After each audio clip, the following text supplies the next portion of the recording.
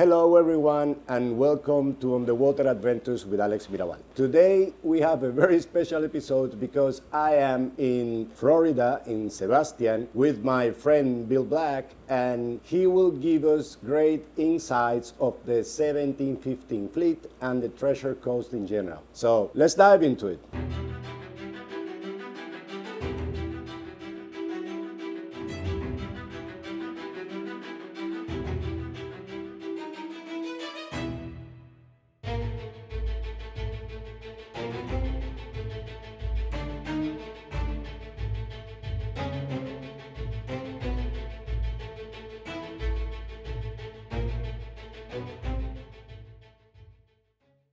Good to see you, Alex. Good to see you. Thank you for having me here, Bill. And as you know, in my episodes here in YouTube, I like to talk about the interesting stuff of the work we do. For us, sometimes it's a bit like a routinary thing, but for most of the people who see us here, sometimes they are new. So first, I would like to know, Bill and I, we have been friends for already quite some years. We do pretty much the same in our careers, Bill here, me in other places, but I have always been very curious about this famous Treasure Coast, how easy or difficult it is to work here, which are the most interesting finds that they have made. So that's why we have Bill here. You tell us something first about the most famous part, which is the 1715 fleet. Well, the 1715 fleet went down July 31st in 1715 after being hurried into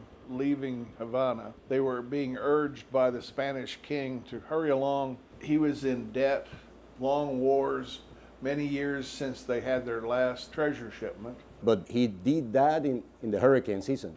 Yep. Wise. They should have left in June, or they should have left the next spring. But the ships had been in the Caribbean for several years.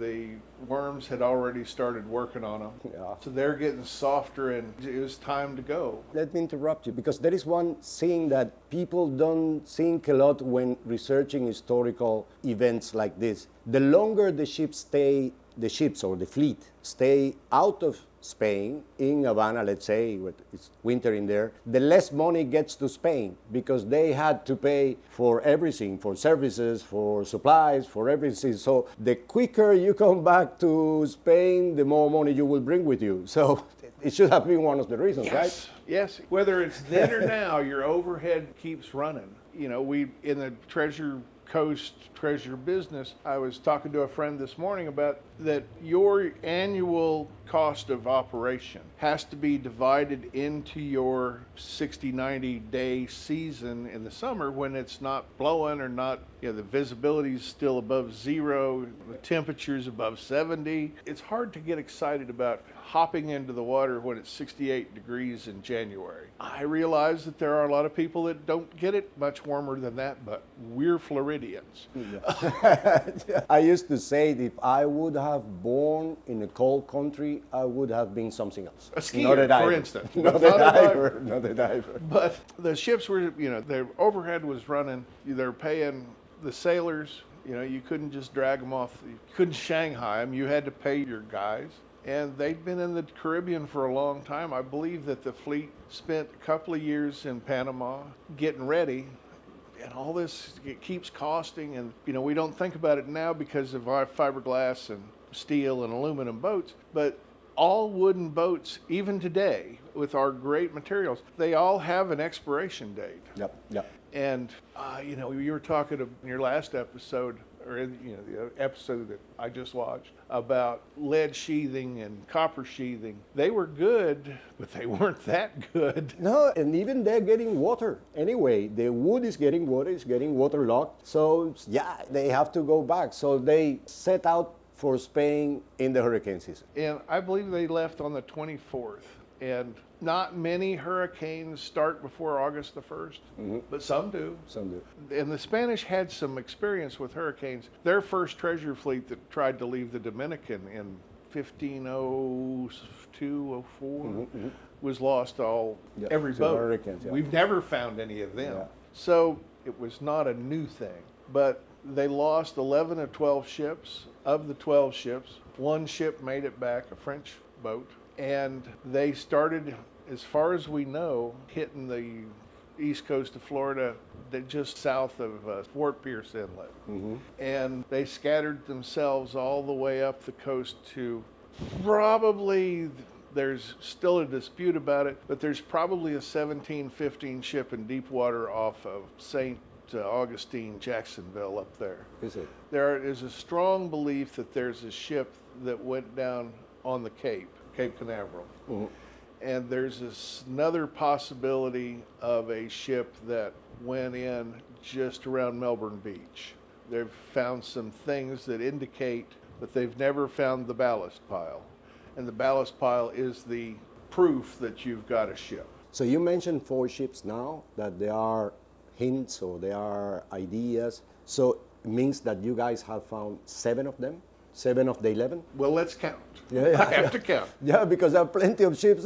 We know that there's a wreck that came in at the McClarty, essentially the McClarty Museum, just south of Sebastian Inlet. That's the cabin wreck. There's the cannon/anchor wreck, which are 2 different wrecks, but we're not sure. They're probably 1715 fleet. John Brandon told me that he believes that the 1715 material on cannon and anchor blew up from Corrigan's, which is just south of Wabasso.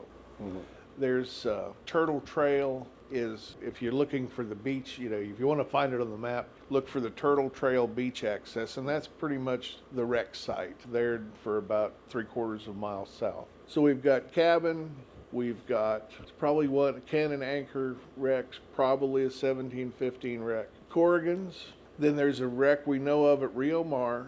There's a wreck, it's a golf course south of Vero. There's a wreck at what they call Sandy Point, and there's another wreck at Douglas Beach just south of Fort Pierce Inlet. There is another wreck just south of the Fort Pierce Inlet, but I don't know that it's been identified as a 1715 fleet wreck. There's been material found there. And right at Vero Beach at the boardwalk, there HRD Incorporated, which was Mo Molinar and Ernie Kling and those guys. They had a lease right out front of Vero, but they never could find a ballast pile. And if you don't have a ballast pile, even then you couldn't get an excavation permit. Oh, yeah. You couldn't get a recovery permit. If you don't have a body, there is no crime. Right. You can't go out there and just dig a hole, excavate and hope. I'm thinking because all the names you're giving me of shipwrecks are, like names you guys have gave to the ships. I cannot even start imagining in a group of, let's say, 11 ships and 7 that you have found and identified as part of the fleet, how difficult would it be to put the name of the ship within the fleet? Almost impossible. And I don't ever call them. There are certain people in the group, in our business, that will name, this is the Nieves, this one's the... Yeah, but we always have these wishful thinking colleagues. And I view this as a little bit different than a lot of folks, because I love the history of it, but I'm an engineer. So when I think about it, spent a lot of time in school, and I think of these things in processes. It is a process to find a wreck. You set up a system, you follow the system, you will, if it's there and you follow, you'll find it. In this particular case, this is ship soup. Oh. They were pounded on this, we've got a sandy shore, but we've got limestone rocks out there, which the limestone reefs, they're not coral, they're just limestone. And we are talking only about the 1715 fleet, Right. because I assume that in the area being so dangerous, there must be ships of other times, other ships. There's a 1618 Honduran wreck that's called the Green Cabin Wreck, just north of the Disney Resort at Wabasso. Oh. In fact, their restaurant is called the Green Cabin Cafe or something. They named it after the wreck. Wise. They have identified that wreck because they found cannons on it, and they were identifiable bronze guns. Ah, great. Yeah, bronze are very helpful. Yeah. Bronze guns still, to me, are kind of the creme de la creme of what you can find on a shipwreck. They can give you a lot of information. I have an episode, it's just about bronze cannons, and try to somehow summarize their how much help in your research you can get from bronze cannons. Not all bronze cannons are as good, but okay, you have great chances, as good as coins and in other artifacts that can give you much information. Bronze cannons are high in the list. It's an indelible mark. They don't rust. Yeah. They don't corrode. When you find a bronze cannon, you knock a little growth off of it, and look, you know, that we can read where it was made, who made it, and you know, Europe being Europe, there are records. Of course.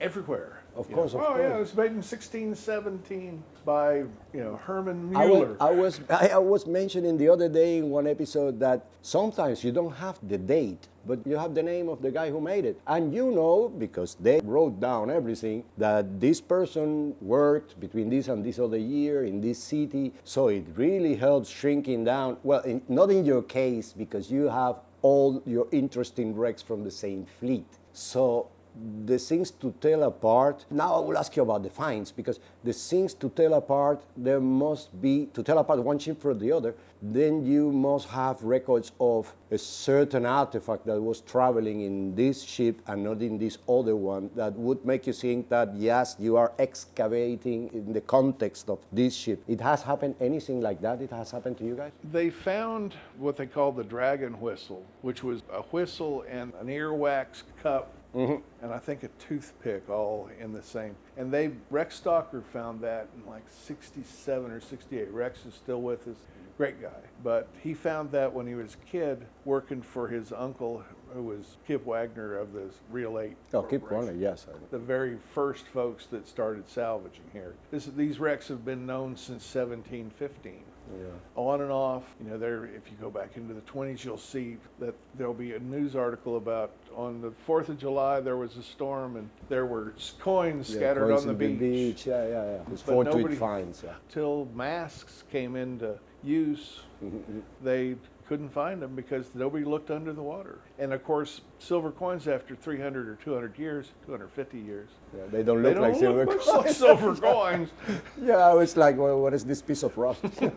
Yeah. But are there artifacts? Are there artifacts that you could link to a certain wreck within the fleet? Not truly. The dragon whistle they thought was Euboea's. There were basically two little fleets in the one big fleet, and Euboea was I believe they still called them generals. They don't call them admirals. He was the general of one of the fleets, and they believe that was tied to him. But there have been other manicure sets but not dragon whistles found. But there's just very few personal effects that were written in the manifest, because these were the equivalent of a well-armed semi-tractor trailer truck. You know, they weren't immigrant ships. Now, they were people leaving the New World to go back to Spain, but they didn't really make records. On the Atocha, there's that famous story of belt being recovered on the Atocha, and they talked to Dr. Lyons, who was in Spain at the time, and there was a portrait of the woman from the 1622 hanging on the wall behind his chair in the archives where he always read, with that belt on. So they could absolutely link it, yeah. But we've never found those real diagnostic artifacts. We find coins, we find cups, we find toys. Which are common to every of the ship. Yeah, every ship. And the Queen's jewels, if that's yeah, what about the Queen jewels? I mean, I read about the Queen jewels quite often. What exactly is the Queen jewels? Because this guys is like the fabled treasure, as I understand, Bill will tell us, but it's like a fabled treasure of the 1715 fleet. Still is. When the Spanish king had arranged a marriage, or a marriage had been arranged between the Spanish king and Elizabeth Farnese, who was, I believe, Italian. In her request for her dowry, she wanted a bunch of jewelry made, and a bunch of jewelry, like 100 pieces. And they call that the Queen's dowry, but it would have been the Queen's wedding gifts. Dowry usually goes the other way. Yeah, let me make a small comment about the dowry, because this is one of the things that have been going around in my head when I found the San Jose in Mozambique. It's also 1622. but it's in Mozambique. It's a Portuguese ship. And in the loss of the ship, there is written, it's very well documented that there were 10 orphans of the king that they were sent with their dowries to Goa in India. And obviously I was super interested because I said, okay, this is something that it goes out of the, I will not say boring, but of the repetitive stuff of a cargo of silver coins. This will be something different. But then I was reading in the archives and talking to some historians and said that a dowry could be many things. It could be a piece of paper saying that you are the owner, the new owner of this piece of land,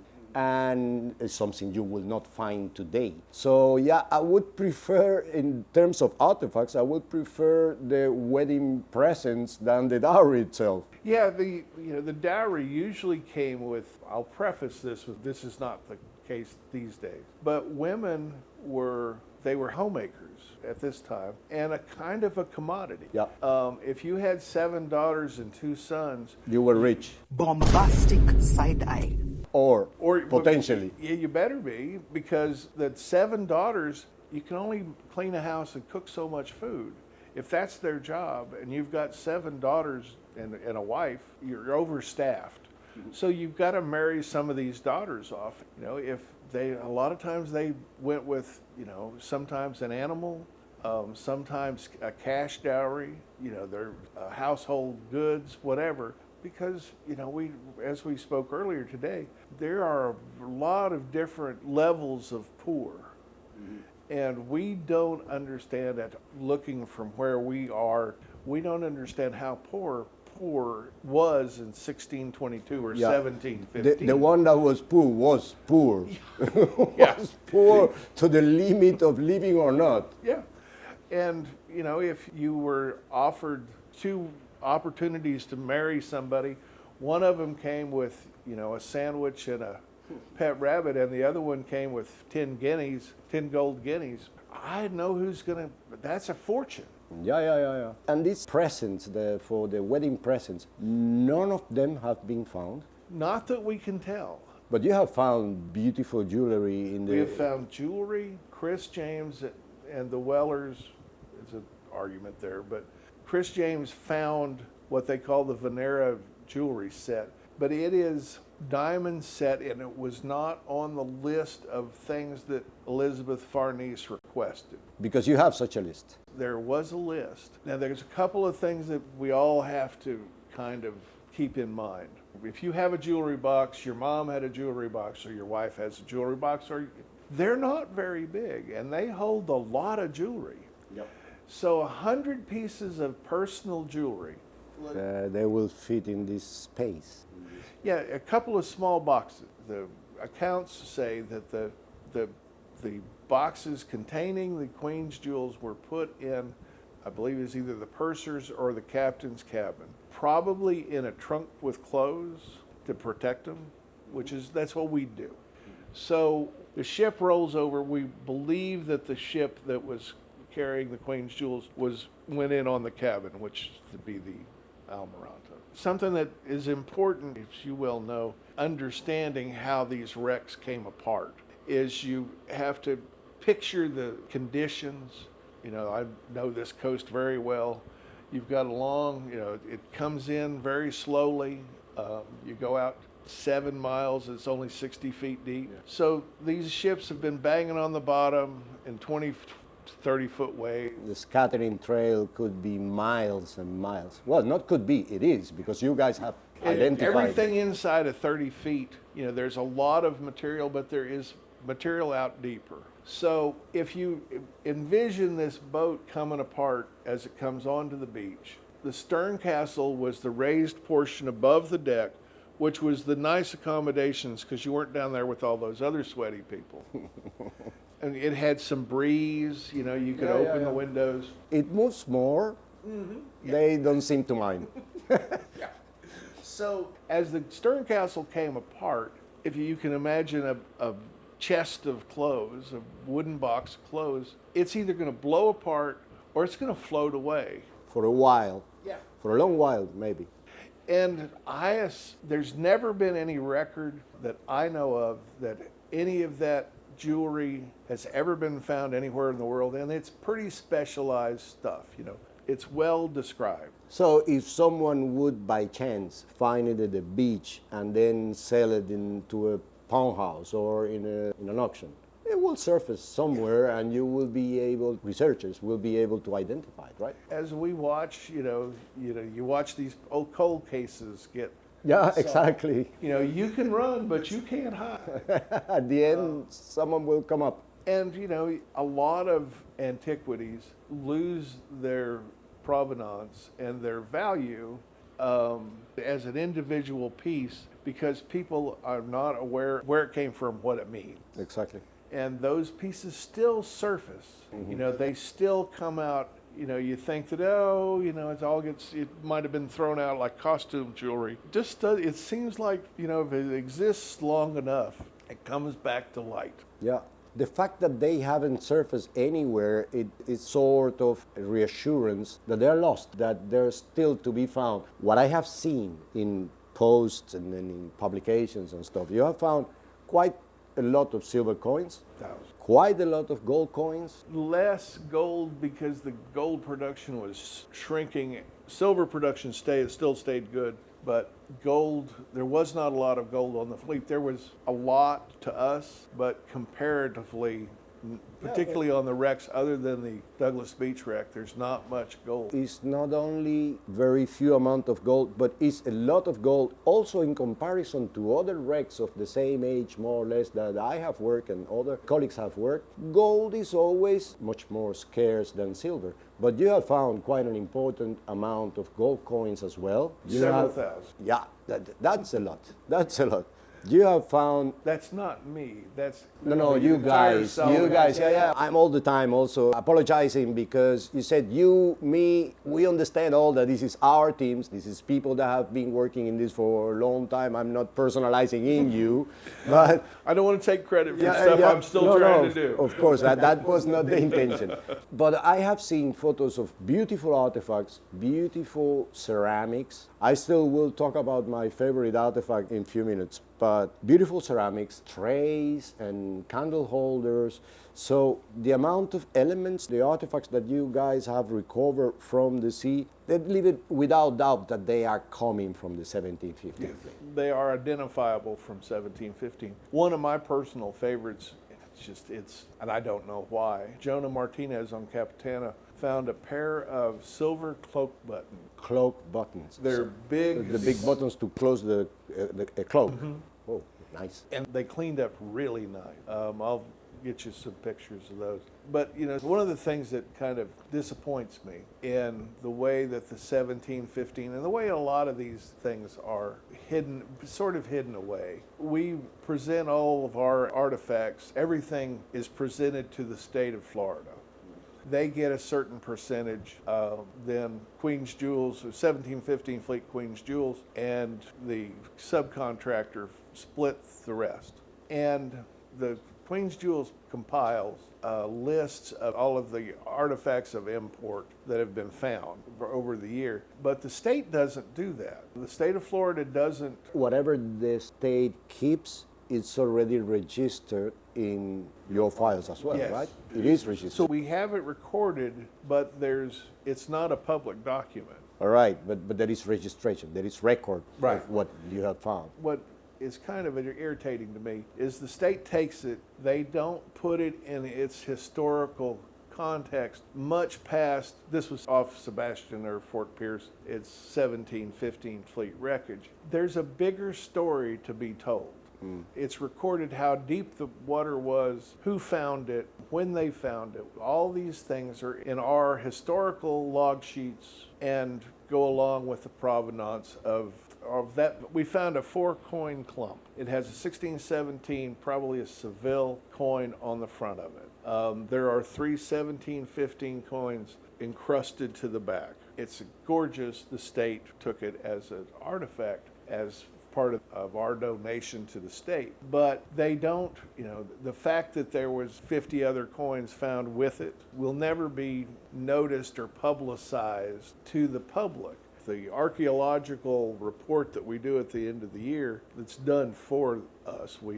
It's another part of 1715 fleet Queen's Jewels part of our bargain with the state. So they publish an archaeological record of what we've found every year. I believe that there ought to be more of these details given to the public.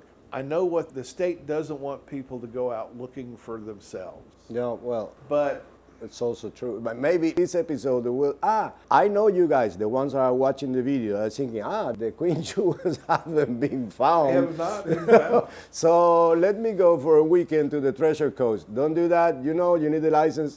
Bill knows. Everyone knows people need licenses for this. Yeah, just to briefly, if you have the interest to come to the Treasure Coast and look for treasure, look on the beach with the metal detector down to the water line, up to the dune line. Dunes are protected and the water is protected, so to speak. But this is the only place in the world where there is a legal opportunity to hunt for Spanish treasure. And yes, Under a license, under an organized group which reports to the state, which has duties as well. and you can be, in this company, you can be a subcontractor. If you want to get in, you get a boat or go get to work with a crew. You do all of the stuff. And I got in this the hard way. I bought a boat and then realized that I didn't know anything. So I worked on other people's boats for a couple of years. Oh yeah, you need, fix the blower, no problem, Bill will do it. And I got to know people, and they got to know that I was an honest person who was of some use. And I took up with a friend of mine who needed a place to stay, and he was without a boat. Kim Farrell, great guy, and we were partners for 4 years. And he lived here with me and my wife.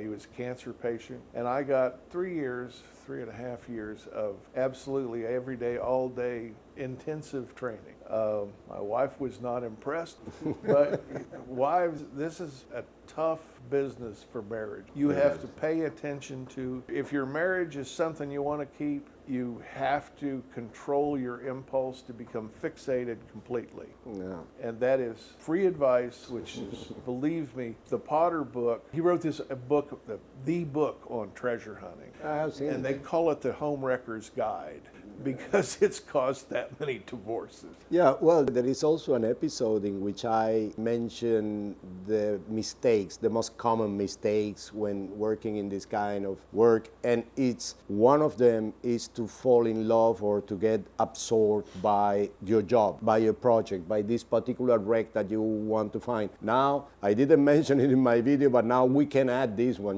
Marriage can simply go broken because of the fixation on that particular And issue. fixations can happen in anything. I used to rodeo back in the seven zillion years ago. And if you're talking to a girl from Texas and you say you're a roper, your chances, if she's not a rodeo girl, she is probably going to be easing on out down the road because so many ropers get fixated. It's like gambling. I mean, it really kind of is gambling because you put up your entry money and you try to win the pot. So many of these guys get so fixated, because they're sure they're going to win, they'll bet the rent money, the groceries, the car payment, because I'm going to win this time, baby. I've got it now. Well, it sounds familiar to people I know doing this, but now that you mentioned the rodeo, it just brought it back to me. One of my favorite artifacts, this cow head or bison head that you guys found quite recently. Yeah. I love it. Is related to the 1715 wreck, or it's just happened to be there? It's a fossil. It's a fossil. Okay. During the Ice Age, the water line was off of Fort Pierce probably 15 miles out because the sea level was that much lower. Mm-hmm. So it was pasture out there for many miles. In order for a piece of organic to fossilize or petrify, it would have to first dry out. So this eliminates the possibility of that having been a head that was still, or like a fresh. Yeah. It had to stay out there, dry out, and start to become fossilized. I love, you see that we have been talking about coins, jewels, great artifacts from the historical point of view. But then when you come across something which is not common, like a fossilized head of a bison. Since Bill sent me the first photos and you could see the teeth sticking out of and the horns, it should have been a great find for the diver who found it. Jennifer Gregory, who's one of our really talented metal detectorists, and of course her talent had nothing to do with this because it's a damn bone.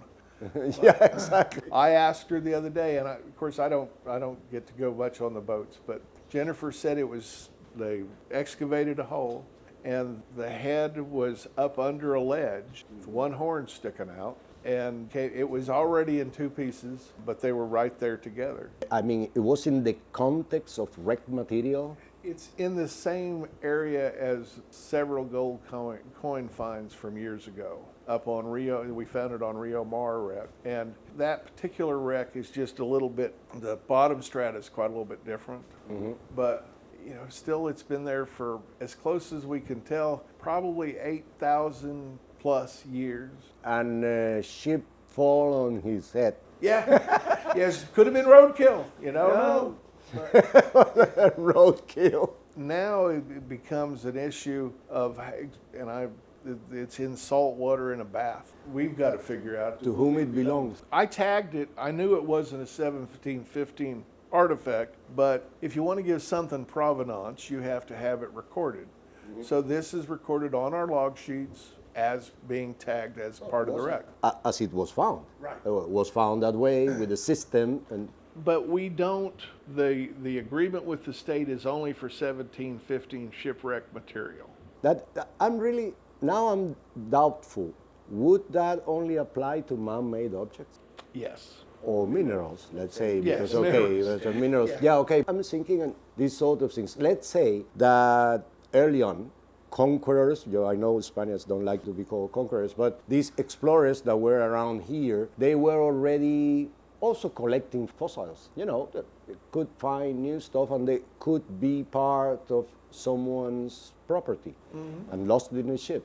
And then we come centuries later and pick up something which is thousands of years or millions sometimes earlier. How would that apply to underwater cultural heritage? It's My hope is that we can conserve it in a way to keep, it has a coquina in the pictures. You can see that the coquina is still attached to it. And in my opinion, preferably it would be left with that incrustation, because otherwise it's just another fossilized skull. Yeah. And there's really no differentiation between a 500-year-old skull that you would find in Arizona in a cave and one here, other than the fact it was underwater 24 feet. And related to one of the famous fleets which were lost and that you guys are working. That's the beauty of, one of the many beauties of the work we do. And, I've got these laid out, but this is a whale tooth. That's a whale tooth. We found that on the wrecks. Wow. I don't remember which wreck it was, but There are not many whales around here. Well, it's salt water. It's kind of like sharks. If it's water salty, there's sharks. But we find these camel or horse teeth fairly often. And these are fossils as well. Yeah, So these are not part of... No. Yeah. These are not 1700s horses. The horse that were transported in ships, right? They have turned into a rock. Yeah. I can see that now. Very interesting, because a lot of shark teeth as well, they found in the sand here. We find a few meg teeth, but over in the Peace River on the other side of the state, they find them by the dozens. We don't see many megs here, probably because the water was way out there. Yeah. That's quite far, yes. The only really big river on the east coast of Florida is the St. John's that empties out at Jacksonville. But you know what I'm thinking now about this? Because these finds of fossils in your excavations in the wrecks, is something that me personally, I haven't had much experience with that. Obviously, we are working in different terrains, in different areas. But my first thought would be that excavation is not finished. If there is something there that has 8,000 years, the sediment with it hasn't been disturbed, it hasn't been removed in a previous excavation. So you're working a virgin area, right? Mm-hmm. Yeah. If you're digging a virgin area, like on Corrigan's in 22 feet of water, you will find big clam shells they don't make them that big anymore, right? You know, there's not a, They don't come in those sizes anymore. no, the oxygenation or whatever it is, that the water's changed, the sunlight's changed, something's changed. Yeah. And so you find these giant old shells, and the whole bottom is different. Some of those places, you know, of course, we have covered up a lot of our area. The fact that they re-nourish the beaches when they get cut, they have put a lot of sand out there where we work. But the fact that there are areas that are still untouched is kind of interesting because, you know, we talked about ship soup. When a hurricane comes in, or any storm, northeaster, whatever, and you're getting, say, 20-foot waves, you start to stir the bottom. Mm-hmm. During a hurricane a few years ago, it was of some interest to us how deep that a hurricane affects the bottom. Mm-hmm. In this particular instance, the remains of the oil spill from the Deepwater Horizon was a question of how long it was going to stay on the bottom, because there's a layer of oil, and oil's not poisonous like I mean, it is a carboniferous substance that bacteria eat. Mm-hmm. Bacteria's life, becomes algae, etc. So in the Gulf of Mexico, in the couple of 300 feet deep, that the water was being disturbed by the hurricane. So imagine what it does to the bottom here in 10 or 20 feet of water over a period of days. You know, we had 2 hurricanes in 2004. One was here for 3 days, just sat outside the inlet and blew for 3 days. And then a couple of weeks later, we got another one. Francis and Jean. People in Florida have a completely different relationship to hurricane. You get one like that and you kind of take it personally, you know, that when we first moved down into Sebastian, there was a sign that said, Francis and Jean, go away. It's the influence of these meteors on this coast. It makes me think that, as you said, this is a ship soup, but it's a stir one. It's the one that is still being stirred. Constantly being stirred. You know, and then we stir it a little bit more. The way we excavate, which is we move sand with the prop wash from the boat. It's not a particularly violent thing. You don't rev your engine to 2,000 RPMs and blast everything apart. That doesn't work. It would. You wait for the next hurricane, the next storm.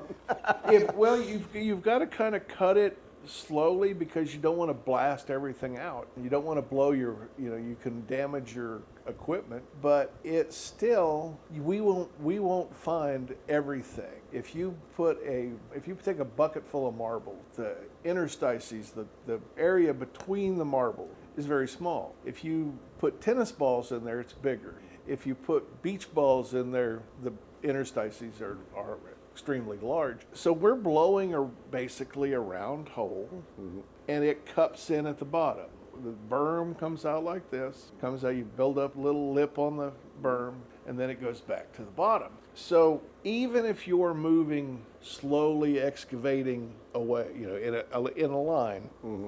you're going to blow some material over a little bit, maybe back into the berm on this side where you already looked. Mm-hmm. Nobody ever gets everything. No, but I sometimes trying to explain, friends, the little chances we have to say, okay, this wreck is finished, everything has been found. The little chances you have with that, I always said, get a handful of coins, 20 coins, now, and throw them in the beach, in the water, and go find them all. You may already miss 1 or 2 of this handful of coins. And this is immediate, knowing where they were. Imagine that over and over and over the years, the centuries, obviously. There's this famous story about, famous in the industry, about Mel Fisher sent a couple of guys out, I think. There was a photographer there that wanted to get a picture of a gold chain in the water. I think there was a cross on it. So Mel sends a couple of his highly trusted guys out, and they put it on the bottom, and the photographer wanted them to back off and let the sediment that they stirred up go away, and they couldn't find it. They buried it from here to the computer over there, 12 feet away. Couldn't find it. They called in to the office and said, hey, can't find this. And the story goes that there were a lot of folks out there hand fanning and excavating. Helping them. And it was like 10 o'clock at night before they found it. And they knew where it Exactly where they put it. See, it's very tricky. One thing is for sure, I've been talking to Bill about the 1750 fleet. It was too long to talk about other wrecks in the Treasure Coast. This is not called the Treasure Coast for nothing. It has reasons for that. And one thing is for sure, their job is way far from finished. They have spent decades in the research, in the sea operations, in the excavation, conservation, registering, and you, by just this episode, you can get a hint of the many things that still are to be found. You agree with me, right? We're not done yet. You have some things to do. Well, guys, I could be talking here the entire afternoon. I would love, actually, I will do it, but I will switch off the cameras because otherwise it will take me ages to send it to Maria in Portugal. I'm glad that you get this far into the video. I really hope you like it. Today has been a special episode because we have my friend Bill Black here with me. So if you are interested in, you know that this place already, it has under a license, there are chances to come and contact these guys working with that in the right way. So you can get in contact with Bill, you can get in contact through me with him, because I know some of you are very interested in this possibility of joining an expedition or a project like this. So leave me your comments, questions, and everything in the comment section, and just keep on diving. Like and subscribe. Like and subscribe. Thank you very much, Bill. You.